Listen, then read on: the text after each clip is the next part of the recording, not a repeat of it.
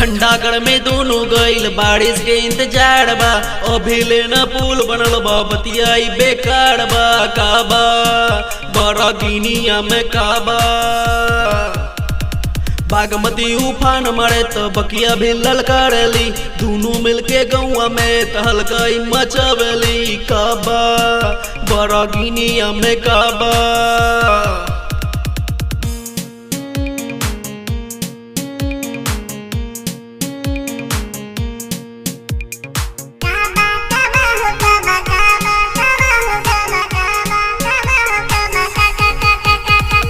एक तरफ तो पवन भैया दूसरे तरफ मोतीलाल बा। कोरो इनकर जय जयकार बीजेपी के सरकार बा। काबा बड़ा गिनिया में काबा बारिश के दिनों में ही तो रह जला एक टापू बन के। बंसी चाचा जोर ले रोलन बंसी तो बापू बन के। काबा बड़ा गिनिया में काबा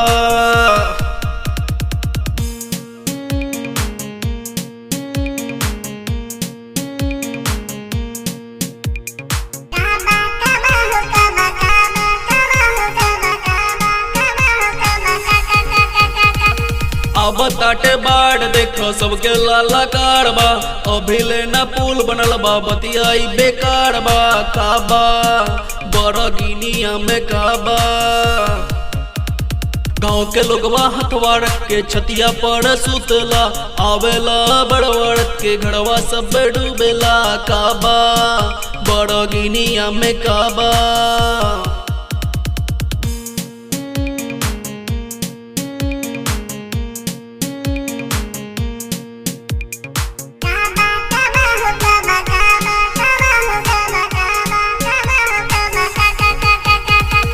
आवागमन रुकला संपर्क सबसे टूटला। 2 महीना खातिर लोग बाल पंडिया में है डूबेला। काबा बड़ा गिनिया में काबा बंधवा जब टूटे पानी से लोगवा सब जुटेला। बंधवा पड़ी असर लेला बाल बच्चे सब भूखेला। काबा बड़ा गिनिया में काबा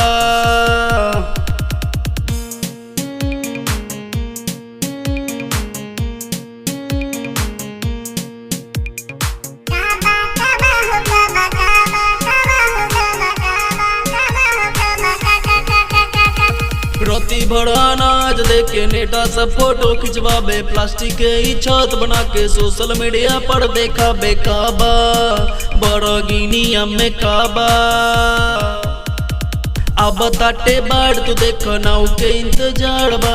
छाई फिर से हाहाकार नेता के बहार बा। काबा बड़ा गिनिया में काबा।